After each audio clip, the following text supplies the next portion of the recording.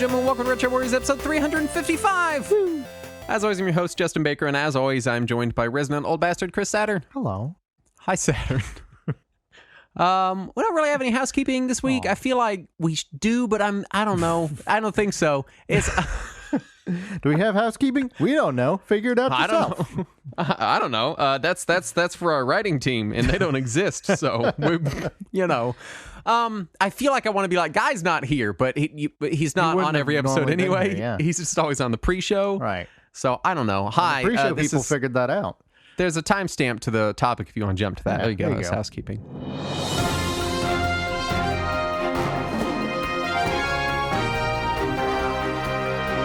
Justin's big giant deck update. My week, I finally descended from nonstop, like in-depth Linux configurations on my Steam Deck. So I because the last time we recorded, you had only gotten your Steam Deck the day prior, if I remember. And I barely played anything on it, and for like 4 or 5 days after that, I literally was just in desktop mode in Linux configuring. Yeah. Now, to be fair, none of this configuration is necessary at all for regular humans. It is completely extraneous stuff that I am doing because I enjoy it. So Yeah, I don't want to give the... You really had to get that open source port of Tetris running on there. So I basically spent several days setting up all of my emulators as like perfectly as possible so that whenever I go to play something, it's already set up. All my controls are configured. Everything has box art. Everything's set up in emulation station, which is set up in the Steam UI. Like it's just ready to roll. Mm-hmm. And I loaded up all my games. I tested a bunch of stuff. I spent like half a day on the Prime Hacks fork of Dolphin, specifically for Metroid Prime with proper twin stick controls. Mm-hmm. I spent another day or two just optimizing various emulators, making sure they look good, they have shaders, they have bezels, like just getting it all, because I know it's going to happen. We're going to be like, oh, hey, let's do an episode on Booger Man. And I'm going to be like, and I'm going to be like, great. Well, I'll load that up. And then I'm going to load it up and I'll be like, oh, my controls aren't configured for Genesis. All right. Oh, my shaders aren't configured. Oh, well, is there a widescreen? Can I do Genesis GX plus widescreen on here? Or do I got to download that? And then I won't play the fucking game. Yeah, right. So my idea was I'm going to get it all set up. I've got about 2,500 ROMs on there. It's cute done. to me that you think that means that you're done configuring it for later. Because anytime that we do a specific game, you're still going to do that same stuff. Yeah. So I got that all done. And then since then, so like the last little over a week, I've just been, aside from a couple of forays back into desktop mode, I've been almost exclusively in the Steam UI, using it as a game console. Right. And I do want to say that as a game console, it functions very well. Nice. Suspend mode works great. I think I've had 2 hard crashes. They were both in unsupported games. So, one was unsupported and one was they don't know yet, right? And both of them were heavily modified. I can't imagine that you would heavily modify a game. I think I've only had one actual deck verified game give me issues so far. Okay. And I'm pretty sure they got fixed. So because Andrew was asking me about it because he's going to get my pre-order, and we talked about on the upcoming Talking Wizards, and he was basically like, hey, I'm not an insane weirdo. Would it be okay for me? Like, would I like it? And I was like, honestly, if you're just buying deck verified stuff, yeah, totally. Yeah. It works really well. The suspend mode works really well. Even the like altering the TDP and downclocking the GPU and stuff, it's so easy and convenient that like literally anyone could do it. You hit a button and you just click TDP and you drag it down. Right. You just need someone to explain to you what TDP is, and then suddenly you're underclocking your own system on the fly as you're playing it. Nice. Which is just super nice. Yeah. So the games. There are games on it too? the games I've been playing. A person, Dr. Mario 221 Esquire. Marlo. Previously Marlo 221, and in our Discord sent me a copy of this game called Chronicon, which, despite what it sounds like, is not a game about a weed convention. It is. Yeah. It is a Diablo-style action RPG, and it is outstandingly good. And like he sent it, he linked it a while back and was like, "Hey, you should check out Chronicon." And I was like, "That looks stupid," and it does look stupid. And then I played it, and it boots up, and the opening screen says, "Developed in Game Maker 2." Yeah. And I was like, "Oh no, oh no, it's gonna be bad." And it is fucking awesome. Nice. It is the best ARPG I've played since, I don't know, Torchlight 2 maybe? It's just really good, really over the top. It takes everything that Diablo-style games do and just cranks everything up to like maximum volume. And it's fantastic. Nice. His sales pitch when he sent it to me was, it's like Diablo if it was on the Super Nintendo, but it's so much more than that. Nice. It's just, if you like action RPGs and you're starved for content, and if you like action RPGs, I know you are starved for content, then it's a fantastic indie action RPG. I also wanted Mario Kart on my Steam Deck. So you just put the Wii version on there through Dolphin, right? So I got Super Indie Karts, which is like a Steam 2D kart racing game. Yeah. The starring just like indie PC game characters. Yeah, dude from Runbow. It's got Juan from Guacamelee. Yeah. It's got just a bunch of people. Toe Jam is in there. Yeah, Toe Jam's in there, and it's a really fun, really good 2D kart racer. I started playing Breath of Death 7 again, which is a great indie like parody JRPG. I have tried so many times to play that, and it just never clicked with me. Oh, I like it. It's so dumb. And then there's the sequel, Cthulhu Saves the World. Yeah, I've got that too. Also good. I've been playing Titan Quest. Yakuza 0 runs at a locked 60 FPS on it, which is, man, portable Yakuza. What a dream. And then I've been playing just huge mountains of Doom Eternal. Because it runs amazingly well on the deck. They use, I forget what it's called, but they use this like on the fly resolution adjustment technology. And what it means, variable something. No, not variable refresh rate. It's and it's not the other one, FSR or Fidelity FX or whatever. It's not any of those. But basically what it amounts to is it runs on like high settings at a locked 60 FPS, even in the most frantic of moments. And that is one hell of a frantic game. And I will say that I am better playing Doom Eternal on my deck than I am playing it on Xbox or PC. Weird. And the reason is, on Xbox, I have a controller. And it's just a lot of action for a controller. Right. And on PC, I have keyboard and mouse, but in Doom Eternal, you have a lot of secondary abilities. You have like effectively 5 or 6 of them, not counting jump, that you need to be doing in rotation as you're shooting things. Right. And on keyboard, I just get the keys mixed up. It just uses a lot of keys for stuff. What if you had a 12-button mouse? Would that make it better? It might, because I've got like both my side buttons on my mouse mapped. I've got it's like Control and then Shift and then Alt and then Q and then E. It's just everything's mapped. Yeah. But on the deck, it's that perfect mixture of those. It's those 4 back pedals is what it is.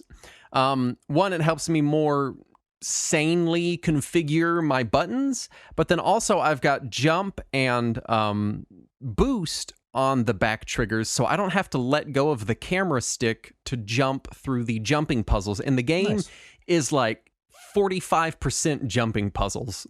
Yeah. And it was giving me hell on Xbox, but then on PC I was not good at the combat. And so I just kept quitting the game despite enjoying it, and I'm just having so much fun on playing it on deck. It runs great. It's easier to play. It's fantastic. It has been so much fun. I had to start the whole campaign over because I bought it again. Right. Because I'm a crazy person. How many games have you bought again for it? I don't have to tell you. Oh, right. My bad. Less than 5. That's something. I can definitively guess less than 5. Other than that, I got Game Pass, or not Game Pass, xCloud streaming running on deck, which is Game Pass. And yeah, it's Game Pass, and it works okay. It's xCloud streaming. I played a little bit of games on it, and then haven't touched it since. So that's my Justin's big giant deck update, which is what this segment is now called. Pablo, put in music at the beginning of it, and then it'll be. It's just perfect. It's the segment where Justin just flops his big giant deck out. So it has. You forget how much certain words are normalized in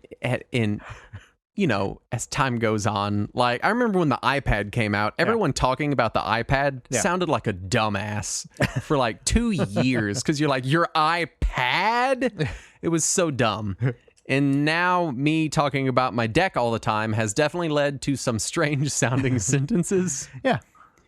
And hopefully that normalizes, you know, just linguistically. No, I'm not going to let that happen. But as it stands, a lot of people just don't seem to want to hear about my deck, and I don't know why. You keep trying to show it to random people on the street. I have a lot. I showed my mom my deck. I have a lot. Sometimes you just like randomly text me a picture of your deck. Yeah, my deck pic. I just get unsolicited deck pics from you. What have you been playing? Not that. So I went back to Tunic, which, if you remember, I was kind of lukewarm on when we... Because it hates you? Yeah, because it's a mean game. It's cruel and it's hateful. Well, it doesn't hate you specifically. It hates all living creatures. Right, that's what I'm saying. It's hateful. And it wants you to be in pain. So it wants you to hurt. I went back to it, and I got to an area that was just so frustrating that I had to walk away. It was one of the first times in years that I've been so frustrated by a game that I had to turn it off so that I wouldn't hurt myself or someone else. Oof, yeah. And I walked away and I gave it like 2 hours, and I realized at some point during those 2 hours that all I was doing was thinking about how to get past that point. Mm-hmm. And so clearly the game was in my head at this time. Yeah. It wasn't that I, was sick of it or done with it, because I couldn't stop thinking about that part. So I went back to it and just turned on an invincibility and was like, I'm just going to do this. And then once I did, and I started just exploring the world with invincibility on and ignoring the bullshit, ridiculous combat, I really found that I was enjoying the game. Like, I fell in love with it. It was so good. When I take away the combat and just make it a classic Zelda-style exploration game, I absolutely loved it. It was fantastic. It frustrates me because I had the same first part of that experience. But when I turned on invincibility, literally it was just like a walking simulator then, and I got bored. Like, what I really would like would be more granular difficulty options. Right, I agree. Something like if they had like half damage, or just kind of like some more Celeste style. Yeah. And I know that that's already like the top of the accessibility mountain here, right. But it's like being like, I wish the movie was just as good as Citizen Kane, that's all. But just some amount of granularity other than invincible and infinite stamina or not. Yeah, I agree.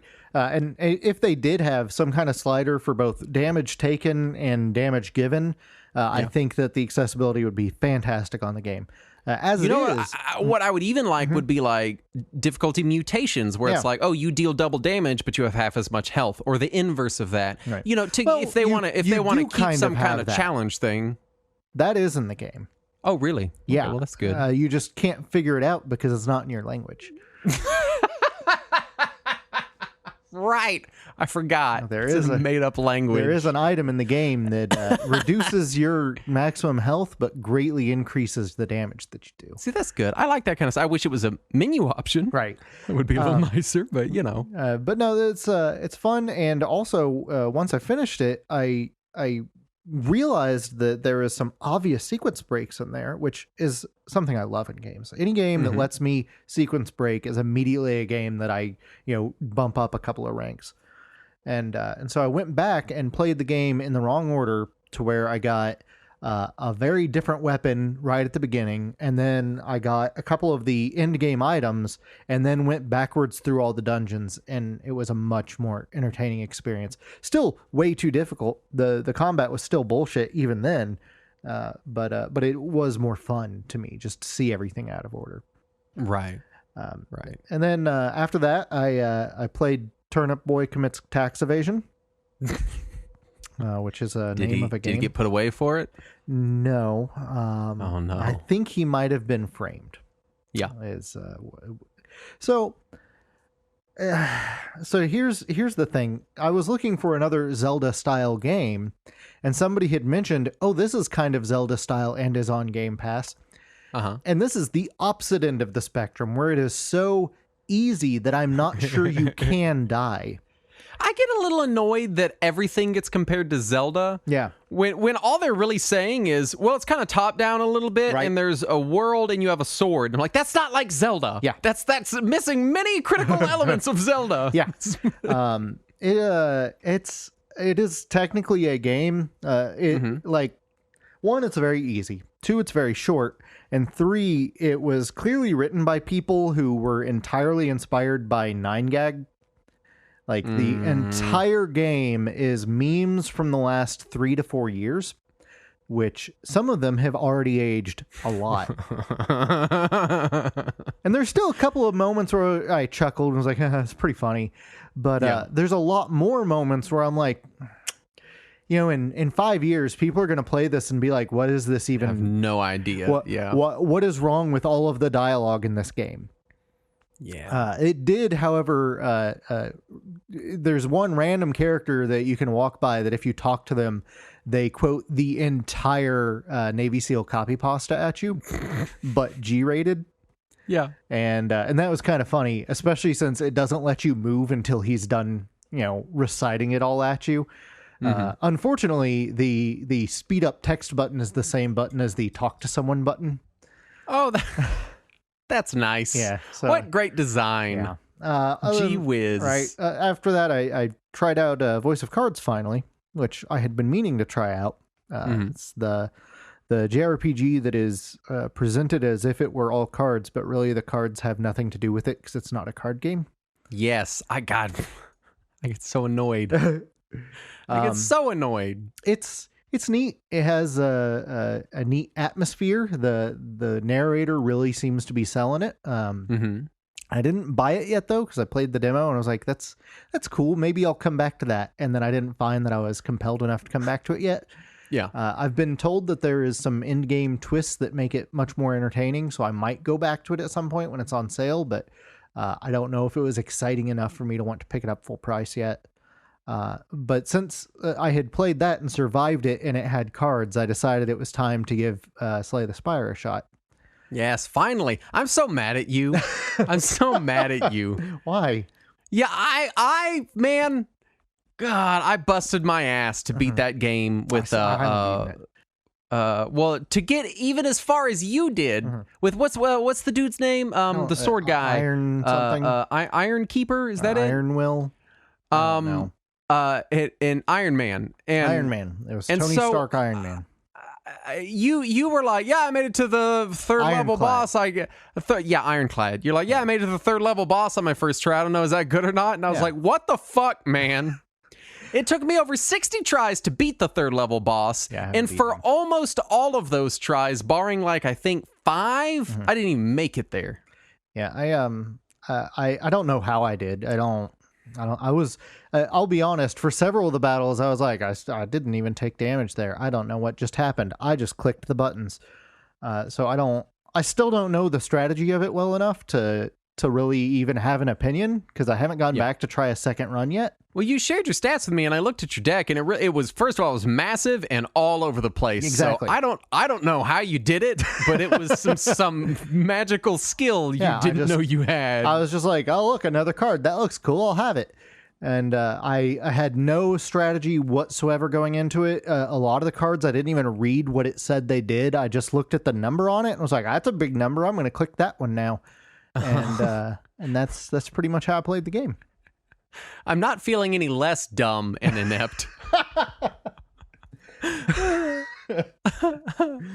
Maybe you were so focused on the strategy that you weren't allowing luck to play into it. Maybe I do have a habit of doing that because it takes me so long to learn strategy that the first thing I do is I look up strategy and I try to learn the, in air quotes, like correct strategies. Trying to optimize and I will, it. and so all of a sudden, instead of just learning how to play cards, I'm learning a lot more than just that at once. Right. And yeah, sometimes I'll run into a forest for the trees type scenario. Right. You know. Let's do some news. Yes, sir. First up, Square Enix president Yosuke Matsuda remains dedicated to blockchain technology. You think he would remain dedicated to video games. To what? But I guess not. Yeah. I guess fucking not. Yeah. Final Fantasy 16 will have NFTs. I'm calling it now. No, the Yoshi P has said that there is not any NFTs in Final Fantasy 16. Right, in the game. They'll add them later via DLC. Yeah, so Matsuda, microtransaction. specifically said he understands that many players do not like or want NFTs, but he remains dedicated to the technology. I remain dedicated to this technology for my company, despite the fact that it is obvious to me that my customers do not want it. Does he realize how it sounds? So he says that those customers, or legacy customers, will remain engaged, and he wants to attract a new set of customers who like to play to earn. Oh, no. Oh, no. You know, I remember when the previous Square Enix president, Yuichi Wada, would make statements. No one cared. It did not make any news. It was just like, oh, he announced another JRPG. We're all very excited. But this guy, it feels like every time he talks, he says something stupid. I just, if I'm being honest, if I hear one more mention from any company, person, friend, loved one, human being about my engagement level, I'm just going to start punching people. That's fair. Fuck off with me and my engagement level. You make the thing, and if I like it, I'll buy it. I just, it makes me, I'm so mad. It feels like Yosuke Matsuda is trying to be the Japanese equivalent of somebody like Yves Guillemot or Bobby Kotick or Andrew Wilson or any of the other most hated people in the industry. Or he wants to come out and say these, in air quotes, evocative things. Yeah. Or he just wants people to hate him. I'm not sure. Just get a Final Fantasy 16 tattoo and just be a Peter Moore and call it done. Perfect. Logan Airport in Boston was evacuated after the TSA found a PlayStation in someone's luggage on Easter Sunday. They said that the poor condition of it made it look suspicious. Did they ever say what model of PlayStation it was? No. Damn. And what scares me, that story actually kind of scared me because I'm going on a plane in like 2 weeks and I'm taking my Steam Deck and I'm like, oh, see, now I'm nervous taking electronics they don't see every day. Yeah, get the defusing hammer. What? GBA emulator for Switch has been leaked. May be made by official sources. Now, that doesn't mean that, one, Nintendo's going to make it available, or two, if they do make it available, it's going to be available for more than a limited amount of time, right. Or three, that it's going to be available to people who are not on their online program thing. Or the expansion online program. Just throwing it out there. So also, I saw, I think it was MVG did a breakdown of it where he pointed out that a lot of the assets used in it are just like the most generic Unity assets, and it references some things that Nintendo would never reference. Like it has a picture of an actual flash cart in there, like an Easy Flash, and it has a reference to the 240p test suite on there, which are things that Nintendo probably wouldn't reference. No. But some of the code in it implies that it was made by Nintendo Europe. So it could be legit. It could also end up being not legit and just something that somebody's making to make people think that it's coming. I'm over Nintendo. I'm so over them and their shit. I'm just over it. Just give us all we want to fucking do. all we want to do, I'm just going to be mad for the whole news segment this way. All we want to fucking do is pay you money for the things you have that you can easily give to us. Please let us give you money for it. And they're like, no. Do you have the expansion pass plus? The what? That's the plus version. Is $80. If you sign up for our subscription service, we'll let you buy a controller. Hey, you want Fire Emblem? Yes, please. Okay, for like 2 months. What do you mean for 2 months? Then it's gone. What do you mean it's gone? We're not going to sell it anymore. Why would you do that? Oh. Okay. Apathy. Oh, fuck you. I just imagine that'll be on their business card now. Nintendo, non-committal grunt. Yeah, below that in parentheses it says, I don't know, fuck you. Konami and LRG publishing physical print of Contra Anniversary Collection. Didn't this come out like 2 years ago? More than 2 years ago. And man, it looks nice. Yeah. It's nice production. They also are doing a special edition. I think they called it like the Ultimate Fan Edition or some shit. And among all of the many tchotchkes it comes with is 2 Contra skateboards.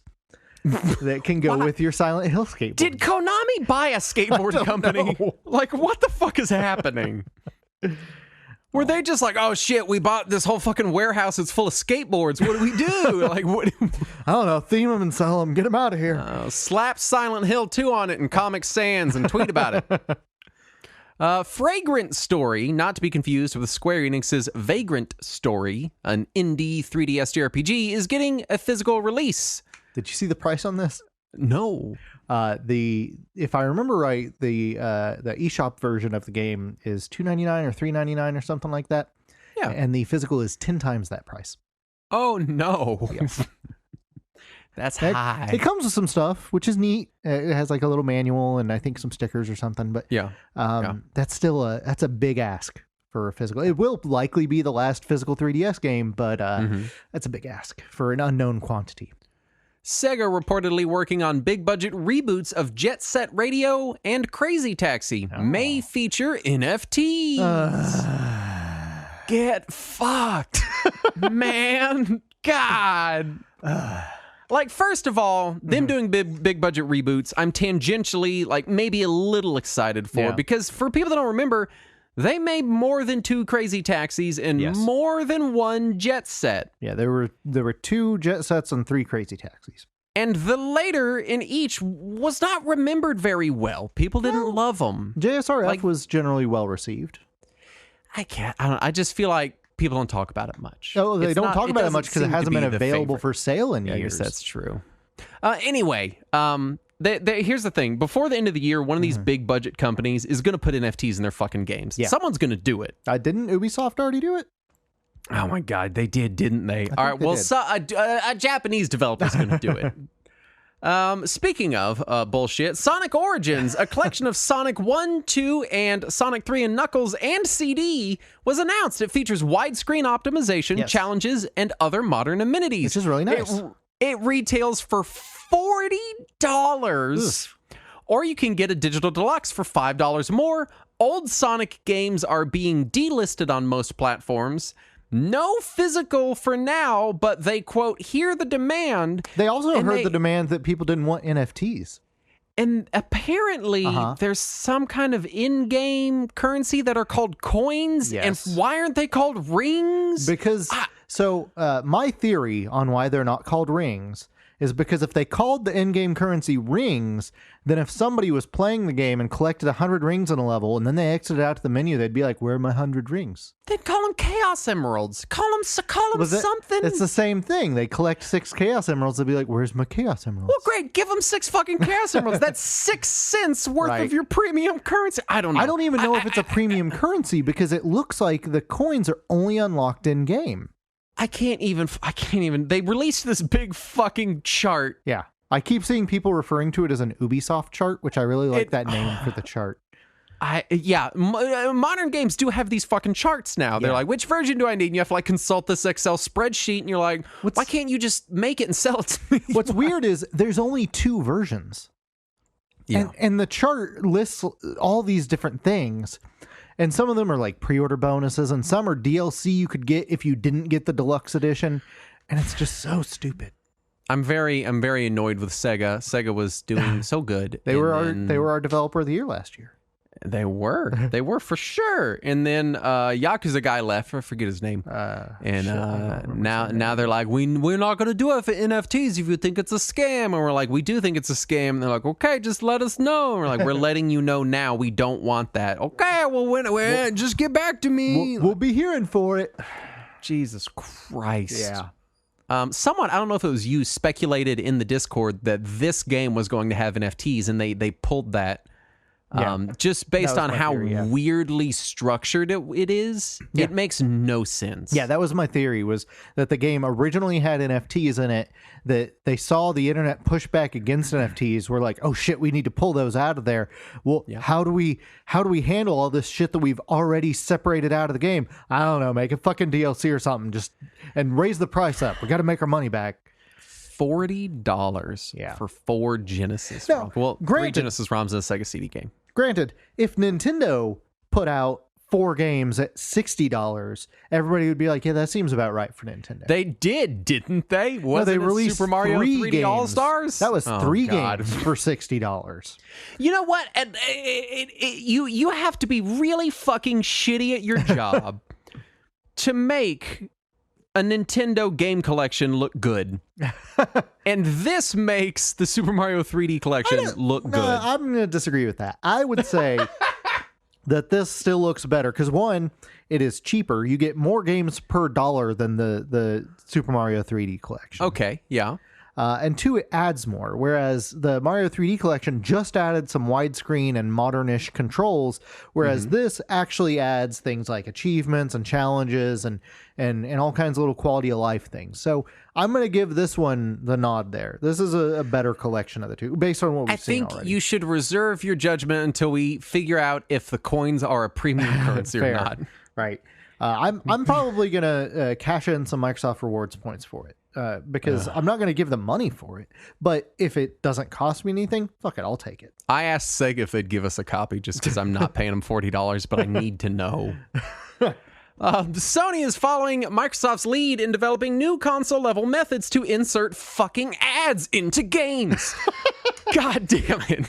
I was wondering if you were still going to be mad throughout the entire news, and yes. I'm just going to yell today, I think is what it is. I've not had a particularly angry day, but I feel like I'm just like in a rage. Yeah, it's so from what they have said, both Sony and Microsoft on this have said that they only intend on doing this on free-to-play games. Oh, right.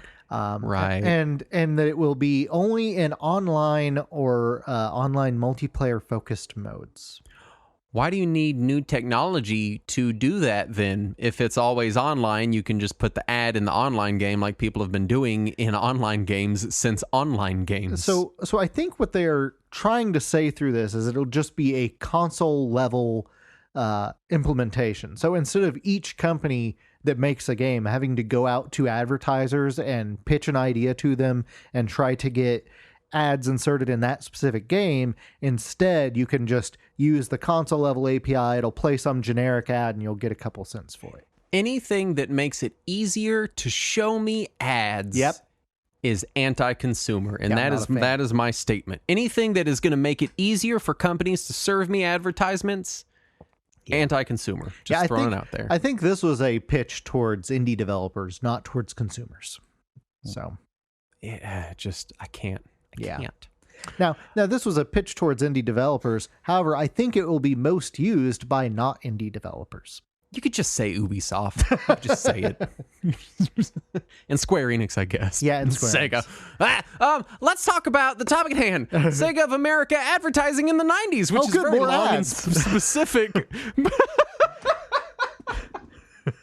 Our ads show.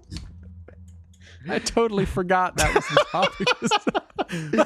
I was waiting for this. When you were complaining about that, I was like, oh, this will be the perfect segue. Anyway, stay tuned to the end of the show for our ad for our Patreon campaign. Yeah.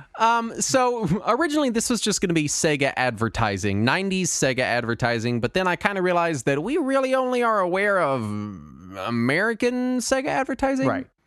So we've sort of narrowed it down. Now, that said, there is some absolutely bizarre Sega advertising from Europe that you absolutely should look at. They went off the rails. Oh man, Europe. It's bizarre. You should absolutely go check that out.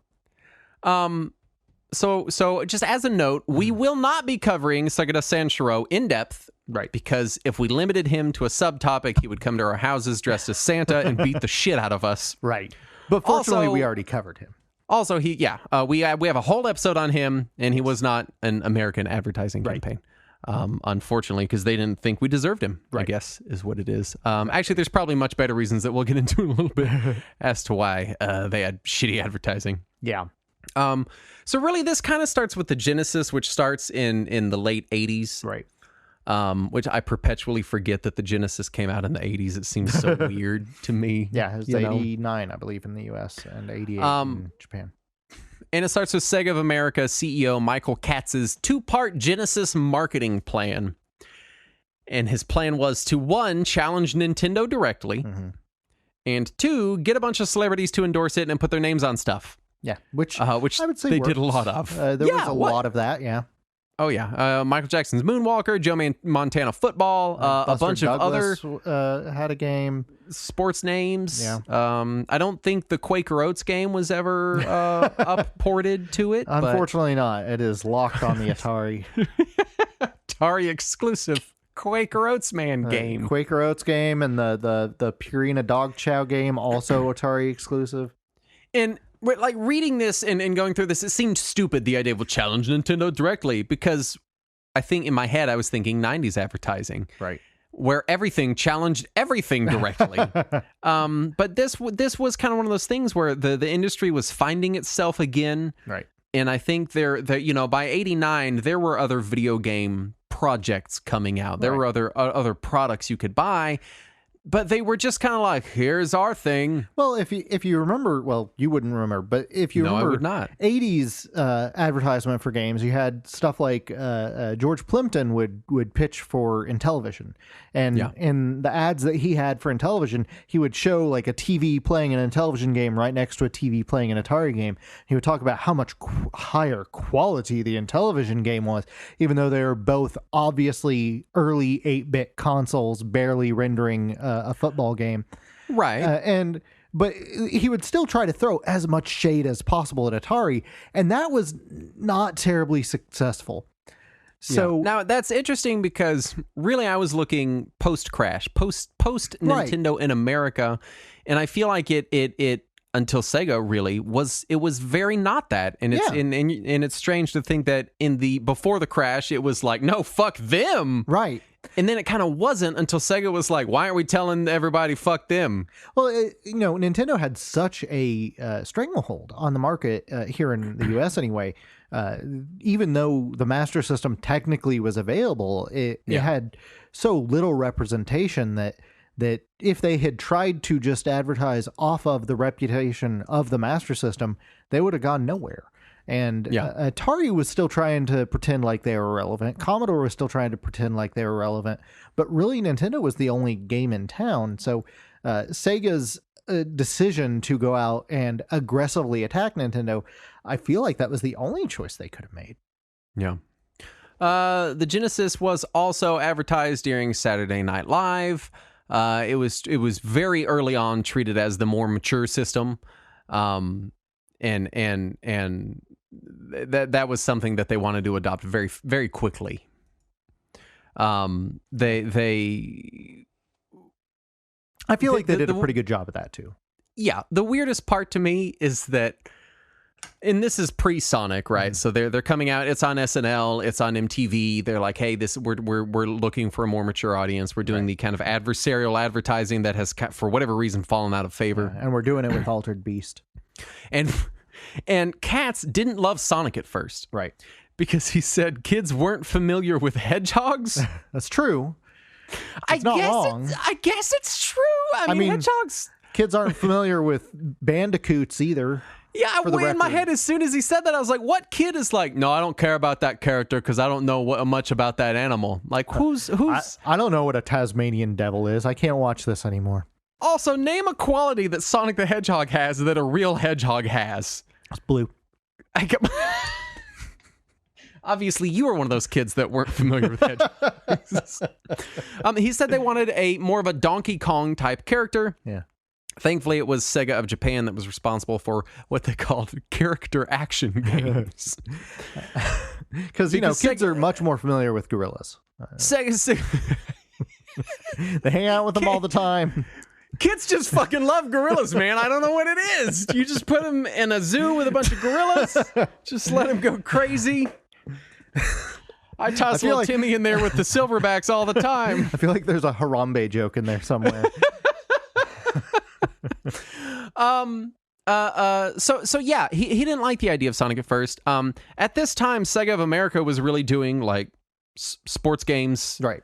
Basically, well, they had platforms. They had Alex Kidd and Wonder Boy and stuff like that. But it thankfully wasn't up to him. Right. He also urged then President Hayao Nakayama to drop Altered Beast because it, quote, sounds like devil worship. This was in his first month. Yeah. Katz is like, you got to fucking drop Altered Beast. Good. And they told him no. They're like, we're not going to do that. Right. Well, it was a very successful arcade game, so I can see why they would be hesitant. He said you need to remove it as the pack-in game. He didn't want it there at all. He was convinced that he was going to get fired. I read this interview. He was like, I went there and I told him this, and they were just like, hell no. And he was like, I thought that was it. It was first month. Katz was in charge when some of the more famous slogans came out of Sega. Including the classic Sega does what Nintendo don't, that kind of endured through a lot of the 90s. No, it didn't. That was on TV for like a year. I don't know why we all remember it so well now. Well, yeah, I when I say endured, did not endure in their marketing. Right. For some reason, endured in the collective gaming culture, though. Exactly. Yeah, we all remembered it. It was a big part of Sega for so many of us, but it was barely a blip of their actual marketing. Yeah. And then Tom Kalinske was brought in to replace Katz in 1990, so we are now fully into the realm of 90s Sega advertising. Right. There really is no non-Genesis advertising to talk about at this era, or even before it, for Sega in America. I mean, there was the Game Gear. Yeah, true. They did briefly try to aggressively push the Game Gear. They had those ads that were like, and this one is in color. It's not like your dumb baby toy. And I do remember them mocking specifically the word boy. Yeah. And they're like, this one's not for boys. Why don't they just call it a game man then? Right? I guess they'd get sued by Sony to be too close to Walkman. I feel like the Game Gear was advertised heavily right at the start, and then they just kind of let it peter off for a while there. They just let it go. But what's weird is it was on shelves for years. Oh yeah, and it still got magazine ads during that whole time. They just kind of stopped really advertising it much on TV unless a game had a Genesis and Game Gear port. Then you would see at the end of the commercial the little tinier Game Gear box. But otherwise it was mostly ignored. But more specifically, like Master System, like you said, really had no presence. I mean, I assume they did some kind of marketing, but I couldn't find it. I would have a hard time believing it because I would have seen it. I would have bought it. They had to have done something. Yeah, there must have been magazine ads or something, but I just don't recall encountering them. Yeah. Anyway, Kalinske had his own 4-point plan, which we talked about in our Sega Genesis episode, which was cut the price, make an American dev team, advertise more aggressively, which includes notably the Sega Scream. Yes. Because, when you want to advertise aggressively, what do? Scream it at them. Scream at people. And you make other people scream at people. And swap Altered Beast for Sonic the Hedgehog. The Sega Scream is a big thing. That was referenced in my school for several years. You couldn't mention Sega without someone. It was referenced in the same way as the stupid Taco Bell dog was referenced 5 years later. Oh my God, the Taco Bell dog! Exactly. Oh, I forgot about the Taco Bell dog. Holy shit! Or the Budweiser frogs. Exactly. Oh, man. It was that same kind of thing. Everybody would want to scream Sega at you.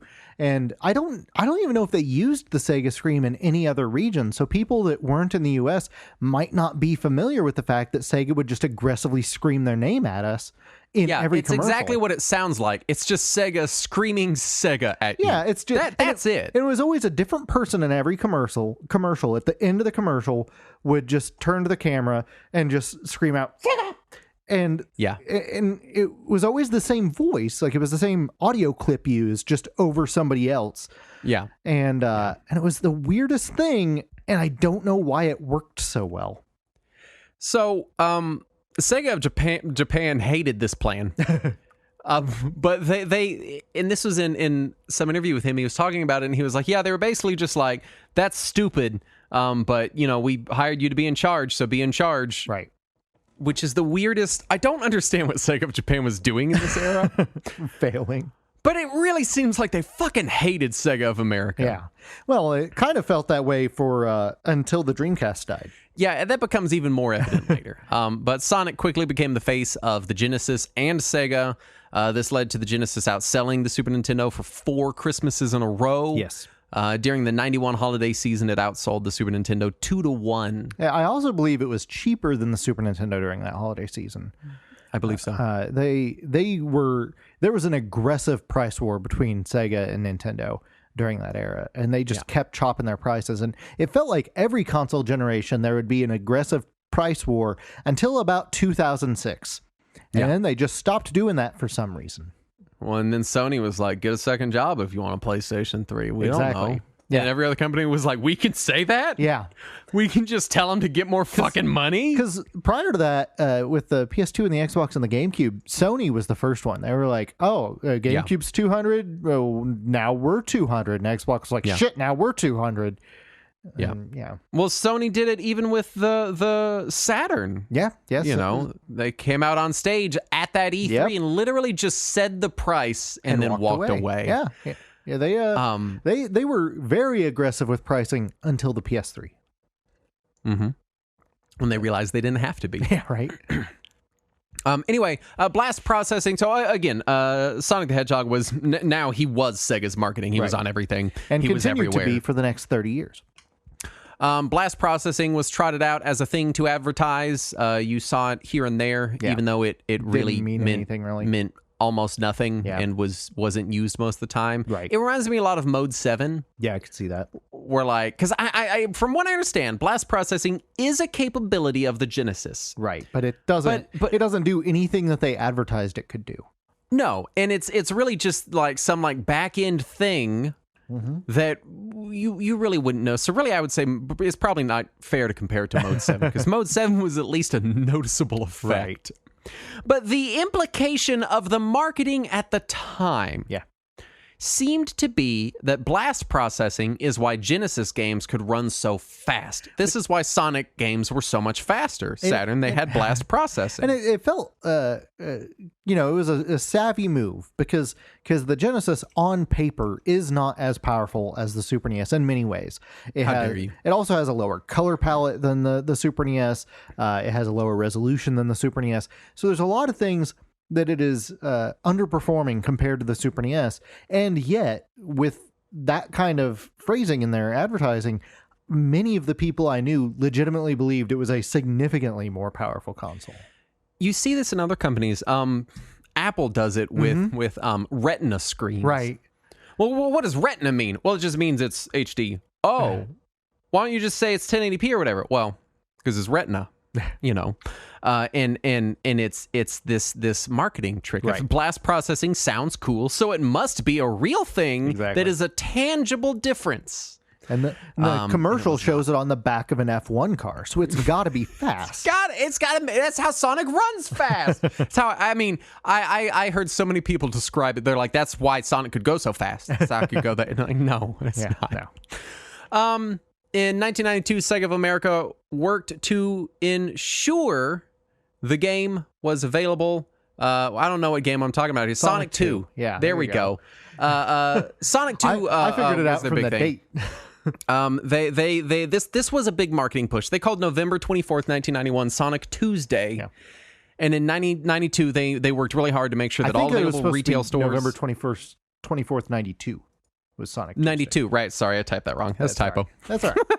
92 was Sonic Tuesday. Yes. And they worked really hard to make sure all the major retailers had it just a few days after Japanese launch, which was super weird for the time. Yes.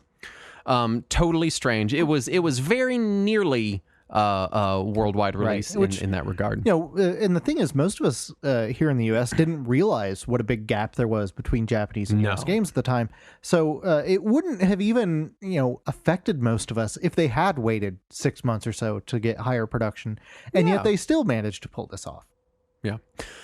So Sonic Tuesday is a really great piece of marketing. It helps coordinate retailers. It helps people get excited about a specific day. And also, for that release, or shortly after anyway, they had done a promotion where you would get Sonic 2 free with any new Genesis purchase, in addition to the Sonic 1 that already came with the system, which sold a shit ton of Genesis consoles. Yeah. So that was... This is when we see them shifting from just aggressive advertising to which was more kind of Katz's bag, to Kalinski's plans of like, no, we have this aggressive advertising. We're going to pair it with aggressive business practices, aggressive marketing, and it worked. Yeah. And then the Sega CD and the 32X happened a couple years later, which on paper are both really impressive. They didn't seem to have a dedicated marketing budget attached to them. I could see that, Sega CD in particular wasn't shown to Sega of America until late 91, and they weren't given a test unit. Sega of Japan is like, hey, we're releasing this add-on called the Sega CD, and Sega of America is like, great, will you send us one? Kalinski has us, we're doing our own American dev team, and they go, all right, we'll send you one. And they sent them a dummy unit. And they were like, what the fuck are we supposed to do with this? Sega of Japan's like, I don't know, make it work. And they would not send them a working Sega CD because they were scared Sega of America would leak it. And I'm like, who the fuck is leaking video game hardware in 1991? And that's so weird too, because the Sega CD in the US anyway had very little support from Japan. Most of the games on the Sega CD in the US were Western developed or Western produced games. So it seems so weird to think that they wouldn't have given them more of a chance to make games on it. I do feel like the amount of support that the Sega CD had only existed because there was kind of a wider market push towards CD-ROM in general. Yeah. I feel like if that were not there, it would have not gotten anywhere near the amount of support it did. But what about Night Trap? What about it? Yeah, it's. I would agree with that. And the best games on Sega CD to this day are the games that could have worked without the Sega CD and were simply enhanced by the CD format, rather than the games that only work on CD, like all the FMV games.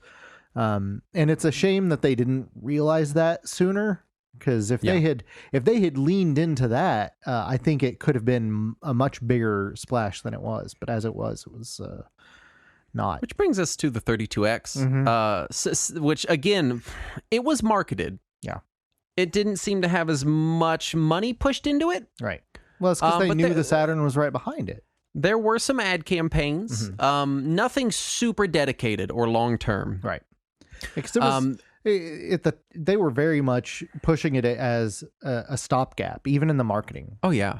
What they called it, it was unveiled in June 93 at Summer CES and was sold as, quote, the poor man's entry into next generation games, which is some insulting marketing. Right. And also, you don't want to call your product the poor man's anything. Yeah. That's a bad idea. GamePro did call it their system of choice in 94, so there's some free marketing right there. Yeah, they were wrong. Sega of America was actually able to design the 32X. Yes. And they fought with Sega of Japan because development wanted to make it more powerful than the Saturn. Right. And Sega of Japan said, no, you can't. Right, because that's going to be our new system. And then there was a chip shortage where they used the same chips, some of the same chips, And they were like, no, we need these for the Saturn. You cannot prioritize the 32X. So Sega of Japan literally shot the 32X in the foot. And they were like, yeah, we're not, we're making the Saturn. Yeah. And that's what's going to happen. Sega also conveniently never mentioned the Turbo Duo in any of their ads. No, in any of their ads for the Sega CD. Yeah. They were just like, fuck the Super Nintendo. And Super Nintendo doesn't even have CD. And meanwhile, poor Turbo Duo is just like right there, like, but I do. Yeah, it's not really advertising, but and I did want to mention initial sales for the 32X were good. Yeah, they were high. I remember it was a commodity for a little while there. And I don't know if it was. One, it was software support fell off a cliff. Two, it's Sega just kind of dropped it in all their advertising and marketing campaigns. They were just like, bye. Well, it's because they were pushing all their development towards the Saturn. Yes. And if they weren't even going to develop games for it, why the hell would a third party develop for it? And if there are no games for it, why advertise it? Which brings us straight into the Saturn. In a weird continuation of the Sonic Tuesday idea, the Saturn was announced as releasing on Saturn Day. Which is what I call every weekend. Which was Saturday, September 2nd, 1995. But then Sega of Japan told them it had to come out sooner because PlayStation. Yes. And Kalinsky announced the $399 price, the features, and the fact that retailers already had 30,000 of them, and retailers were pissed. Yes. And so already from the get-go, it's botched. They don't seem to have really any advertising ready. Well, they released it 4 months early. They've got they had some stuff out there, but there was no major campaign leading into it. It was just like now it's here. Well, the thing is, there was a campaign, but all of the advertising campaign had the later release date listed. Yeah, so people didn't know it was already available. Yeah. So they allocated a $50 million ad campaign. Mm-hmm. That was the whole thing. Mm-hmm. It included ads in Playboy and Wired. Yeah. And continued to target older audiences. Right. But it just seems like, I don't know where the $50 million went. Straight into Hugh Hefner's pocket. It just seems like it fell off a cliff. Yeah. And it didn't help that because they had to release early, the third parties weren't ready. They didn't have the games ready for release because they were planning on a September release. Right. And so the third parties weren't happy that they couldn't have launch games out there. So really, that early release pissed off Sega of America. It pissed off retailers. It pissed off advertisers who were now running ads with wrong information. And it messed up their whole ad campaign trajectory too. Exactly. I know. I said there wasn't an ad campaign. There was. It was just it was cluckered. The marketing they did have didn't make up the anemic library. No. And it just kind of went downhill, and then we get into price slashing territory. Yeah. It was the Saturn in general was a lot. It was not aggressive like the Genesis was. It was very. It kind of feels like a weird in between the aggressive Genesis marketing and the kind of weird Dreamcast marketing. The esoteric Dreamcast marketing. And there's not a ton of first-party Sega ads for the Saturn because once they realized how poorly the system was doing over here, they kind of bailed and just let the third-party publishers handle all of the advertising. Right. Which, to be fair, that's kind of what they did for the Game Gear. Fair, like for the longest time, the only ads you saw were just for games, third-party advertisers advertising their licensed Tiger handheld game that they ported to the Game Gear. Occasionally, you'd see an ad for Tails Triple Trouble. But no, they just kind of backed out of Saturn marketing. But what few Saturn ads there were early on were all over the damn place. Yeah. And were very confusing, and some of them were hard to recognize what they were trying to advertise. Yeah, so the car commercial conundrum. Right. Where they try to trick you into watching a car commercial, and you're like, this is a weird show, and you're like, oh, fuck, it's a car commercial. Right. Yeah, I feel like a lot of lessons learned coming into the Dreamcast. Right. And the Dreamcast from the get-go has some of the most consistent long-term thinking marketing going into it. Yeah. It came out on $99.99 for $199. Yep. with 18 launch games. And it was advertised for quite a while leading up to it too. They were very heavily pushing it. They had this whole, so there's an ad agency called FCB, and it stands for like funky cone bowling. I don't remember. It's some weird 3 words. And they created cockbusters. They created the original cryptic swirl logo advertisements. Sega plastered these all over the place, and then they released the marketing campaign in stages, and in each stage, the ads would reveal a little bit more about what the Dreamcast is. Yeah. And it was genius. Yeah. They had their It's Thinking ads, which were super memorable. Oh, yeah. People remember those very well. Oh, yeah. It sold tremendously well at first. Yep. Sega, at one point, it was, I believe, the Christmas it came out, held 31% of the North American market share. Yeah, that first year. That's insanely high. Yeah, that's the highest they had been since the peak of the Genesis, and also the last time they would ever be noticeable in the Christmas sales in North America. In May 99, Sega released a press release detailing a $100 million marketing campaign for the Dreamcast, which is, it's double what they allocated for the Saturn, right? But it feels like 10 times more than they got out of that $50 million they used on the Saturn. I really don't know where that $50 million went. In the drain. I do think the ad campaign for the Dreamcast really led to its early success. It was very consistent. Instead of being like Saturn Day, Sonic Tuesday, they were just like $99.99. Yeah. The slogan is the day, you can't forget it. Right. How much is it? $199. Yeah. Done. Yeah, it was cheap. It was significantly more powerful than the PS1 or the N64, which is what it was actually competing with that first year. Really, it made such a huge splash that first year because of how powerful it was. And then the PS2 was there. Yeah. And that really hurt it. They had tons of print and broadcast ads. They had it at the 1999 MTV Video Music Awards, which were referred to in this article I was reading as the, quote, Super Bowl of the young adult demographic. In 1999, I believe that. They doubled down on what they called hardcore gamer focus. And then I found a sappy Facebook post written by known vampire Peter Moore where he talks about how they coined the phrase, quote, "We're taking gamers where gaming is going," while working on the Dreamcast, which, first of all, that doesn't mean it's a horrifically bad slogan. Right.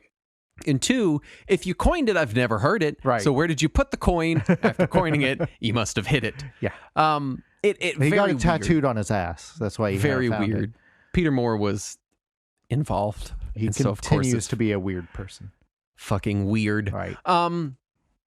So Dreamcast marketing was, I don't know if it's more memorable in the gaming, mind share as the Genesis was, but I feel like it was better. It was better conceived. It was consistent all the way through. They really hit everything they needed to. It was a fantastic advertising campaign, fantastic marketing, very smartly done. Everything was very smart, very simple, very sleek. Hey, we'll release these ads in stages. Hey, what's the slogan? $99.99 for $199. It was great. I feel like the launch marketing and maybe even the first year marketing for the Dreamcast was absolutely brilliant as far as keeping the attention and the aggression level as high as possible. Yes. However, it didn't have that same long-term pull that the years of Genesis marketing had. And it didn't help that it was immediately outperformed by other consoles. I think because if you remember, the Genesis was less powerful than the Super NES and still held its own in marketing for years. And with the Dreamcast, they almost immediately had to give up. I think we're just looking at a much shorter timeline. True. I think had the PS2 released 2-3 years later, Dreamcast marketing would be much more well remembered than it is now. Yeah. But isn't that just the story of the Dreamcast in general? Yeah. Or if the Dreamcast, wrong place, wrong time. Right. If the Dreamcast had a DVD-ROM in it, I wonder if it would have competed more with the other consoles. I don't know, man. I feel like it would have been. They could have, because hardware-wise, it's pretty close. Yeah. Now I'm just sad. I'm sad about the Dreamcast. It makes me sad again. Yeah. Well, but just think Sega about those marketing, ads in the Xbox and PlayStation games. It'll make you feel better. Sega marketing after that really just it kind of died because they didn't really have hardware anymore. Yeah, they still occasionally advertise their games. Yeah, but it's just those individual ad campaigns doing their thing. Yeah. No real consistency. No real brand awareness. It's just, hey, buy Sonic 06. No. It's great. No, I won't do that. Hey, we're going to sell you these NFTs. Just buy them. Oh, Konami sold NFTs too. That's Damn, true. a Japanese company has already sold NFTs. Shit. You can get your NFTs. I did find one really great Dreamcast ad that I loved. It was a Japanese ad, and it's this older gentleman, and he's pulling like one of those like wooden carts that you like lift with the poles, and you pull it. Yeah, but it's like holding a whole bunch of Dreamcasts. It's like a whole pallet worth of Dreamcasts. Yeah. And it's just an orange background with him just like wheeling them, presumably overseas to sell them to us. I don't know. And it was just so cute and quaint. And I was like, yeah, old man, bring me some Dreamcasts. It's actually a current ad for Super Potato. That's that how they move them around. Some old guy with a rickshaw. It's just he has so many Dreamcasts. He just needs to find some place for them. I feel like because Sega does, at least especially in the 90s, had this very specific brand of marketing. Right. And I feel like it kind of died when they died. Yeah. I feel like that like weird 90s marketing. It was a mixture of extreme pride in their brand and their company and their product. Yeah. Mixed with aggression towards their competitor and consistency until the Saturn came out. I don't feel like marketing got back to that level of what felt like real dedicated marketing until the Wii. Mm-hmm. You know, PS2 certainly had marketing campaigns, certainly. So did the Xbox, so did the GameCube, but it was a lot less inventive marketing, more just like, here's our game lineup and our price, goodbye. Yeah. You know, and so I miss the weird, and I was mostly exposed to Dreamcast era Sega marketing. Because I didn't live in a Sega town, apparently. Yeah, it's so weird. We've discovered that you over somehow time. Mysteriously never heard of the Genesis. But definitely go back and look at the compilation of Sega Screams, because that's just a weird snapshot of the early 90s. Now, the Sega Scream I do remember, for whatever reason. I don't know if they used it in some later stuff. Until about 96-ish. It was right around the launch of the Saturn they stopped using the Sega Scream. Yeah. So it's just a bummer. It really feels like Sega of Japan really was just screwing it up. Yeah. And then finally they get it right. They get it right from the get-go. They've got this perfect marketing campaign all lined up for the Dreamcast, and then Sony shows up. Yeah, and they just shit the bed. And it's just like, hey, fuck you, man. So anyway, that's Sega marketing in the 90s. Whole episode that started America. with aggression and ended with depression. That's the two stages of grief, right? Aggression and depression. There's only the two, right? Yeah, that's it. That's the whole thing. So I don't know. I still feel so bad about the Dreamcast. Yeah, me too. I'll never stop feeling bad. Dreamcast. Yeah, R.I.P. Dreamcast. If you'd like to come tell us how much you feel bad about the Dreamcast, then you can do so at patreon.com/retrowarriors, where we have our uncut versions of the show. We have Talking Wizards. We have all sorts of cool stuff. And also, we'll sell you an NFT if you want. You want to buy one? No. Anybody want an NFT? Or you can come to our Discord and tell us all about the Dreamcast. Yes, there's a link to that in the show description where I swear we won't sell you an NFT. Justin might. I might. You want to buy one? He'll mint one just for you. For God's sakes, NFTs, fuck off. Please. I want that on a shirt that just says NFTs, fuck off. That's all I want. And we do want to thank the following patrons for their kind contributions, starting with Jammo and Chris Courage. Dilf Toast Esquire. And Ebucel. Michael Winters. Andrew Scolf. Dean Schmidt. James Myers. Mike Rotondo. And Matt Kovacs. For all the patrons we want to thank for their kind contributions to the show. We want to thank you for listening. You listened to the whole thing. You made it all the way to the end. You don't know that. They could have skipped a lot. Okay, if you skipped here, quit it. Go back. Start over. You gotta earn it. It's the Dark Souls of podcasting. We're not gonna. We have no accessibility options. You gotta earn it. Yeah, you gotta wait. Gotta wait till next episode. That'll be the Metroidvania of podcasting, so that you can sequence break your way to the end. For anyone out there, if you are like, no, I just want to skip to the end to hear them plug the Patreon, please write in because I want to know what you're all about. That's just very strange. I mean, thank you. Right. We're flattered. We just need to know what makes you tick. But yeah, what's going on with you, man? Are you okay? Or, just you drop us a line. About it? Consider us just want the ads. Consider us your hotline. You can just let us know. We'll help out.